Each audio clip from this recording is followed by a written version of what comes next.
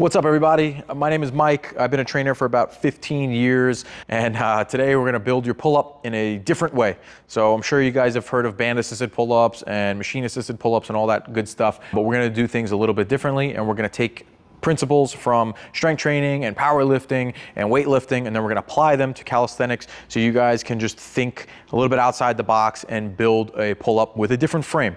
So if you're familiar with bench pressing, if someone has a weak lockout, they train a lot of triceps, right? Tate presses, skull crushers, any sort of extension to build the lockout. People fail very often in the pull-up or chin-up at the top range of motion. So we really have to work the closure of the arm. And yes, biceps are very important, but forearms are super underrated. So if you have a strong forearm squeeze, right? And strong elbow flexion, right? The biceps is an elbow flexor, the forearms are elbow flexors.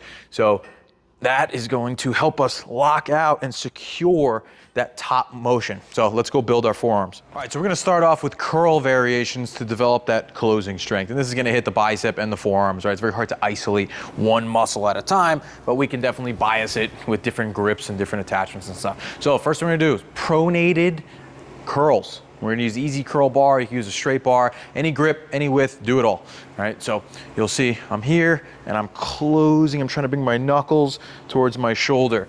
And that pronated grip is gonna replicate the pronated pull-up. And when I do these, I like to go thumbless and really work the closure of my hands like this and develop that grip strength as well as the thumb in grip, right? Where a normal fist and squeeze as hard as you can. So normal bodybuilding ranges for here and also strength work. So, 1s to 6s, in your rep ranges.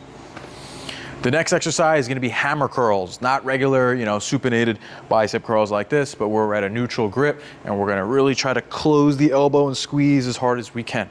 Okay, full lockout at the bottom. Curl, and then you can hit these alternating if you want, and don't be afraid of a little bit of cheat reps as well. So yes, you should do everything strict, but if you want to get stronger, sometimes throwing a little bit of momentum will help to develop strength.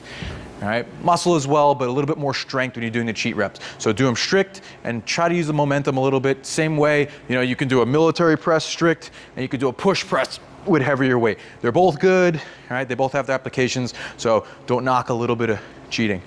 As they say, if you're not cheating, you're not trying.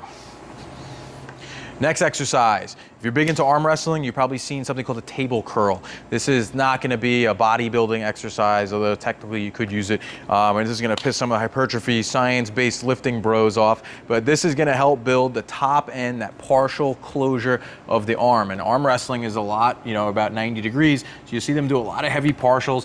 There's guys that are doing 300-pound little partial curls like this, and yeah, it's no range of motion, but it's super impressive. Try to hold 300 pounds in your arms like this. It's nearly impossible, right? So just want to preface this by saying this is a little bit dangerous. This is a 70-pound dumbbell. I could probably curl strict, maybe 50s. So I'm picking a super maximal load, but definitely start out a little bit easier with this. But we're gonna dig in like we're arm wrestling. You can put your hips into the bench, that's fine. And we're gonna hammer curl and do a partial. Just be safe on the eccentric, all right? Curl, squeeze, and bring it back down. Now, a little bit sketchy, but you can even do it for reps with less weight, but a really good way to build a forearm and that closure of the elbow. All right, and this will help strengthen the tendons and connective tissue, as well as building the forearm, which will help close at the top. Hope you guys enjoyed that. Definitely add that to your normal pull-up building routine. Inverted rows, machine-assisted pull-up, regular pull-ups, pull-up pulses at the top. You'll watch your pull-up get a lot stronger. So improve your grip, improve your forearm, and don't forget to like and subscribe. Have a good one.